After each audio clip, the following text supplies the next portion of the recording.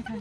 Alright, so what I have here is I have the white rock, and this white rock is actually, does anybody recognize it from their countertops? Granite. You're so smart. I didn't even teach you anything yet. What are you doing? Alright, so this is granite. Now, what you're standing on is concrete.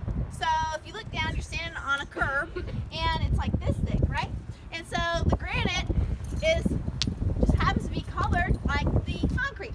Now, notice the concrete that you're standing on, that curb, is very thick. And so granite is actually what the Continental Crust is made of. And the Continental Crust on average is about 18 miles thick. So that's, if you think about this being the ocean and you standing up on the land, I'm the only one with scuba gear, so I'm the only one that could be out here right now. But that's why this area is raised up, because it's thicker. Now this black rock is called basalt, B-A-S-A-L-T, basalt. And so it's darkly colored, just like, coincidence, the asphalt.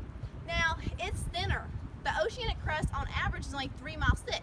So if I have crust that's this thick versus crust that's this thick, that's why the ocean is a hole in the ground, right? The ocean is filled up with water because there's a depression there, and it fills up with, it's going to run downhill and fill that basin up, right? That's why there's water in the ocean. I don't know if you were like buying into that today as your lesson, but that's happening. Okay, so the thing about basalt, you felt it and you all agreed, the samples, that this one was denser, and we could test that if we wanted to.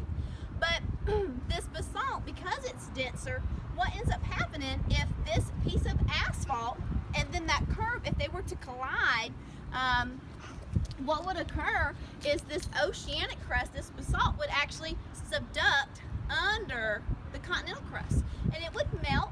And when it melts, it's going to bring all the moisture from the ocean water that was on top of it, and then that's going to help any magma that's formed to create a volcano that will erupt. So there's there's the basalt and there's the granite. Now, what ended up happening, if you can think of this concrete here as North America, and that concrete across the ocean as the continental crust for Europe, what ended up happening, y'all know when we were connected in Pangea, right? What occurred was, we had just seen the oil convecting like this in the pan. So that motion, that convective current, actually took these plates and moved them apart. And so if we could rewind time and these were the continents, they would be together.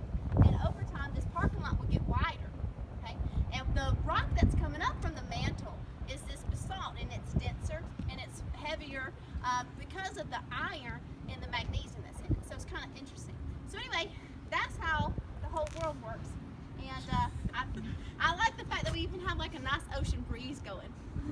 Can you hear the waves in the background? Okay, those are just cars, but that's all we got.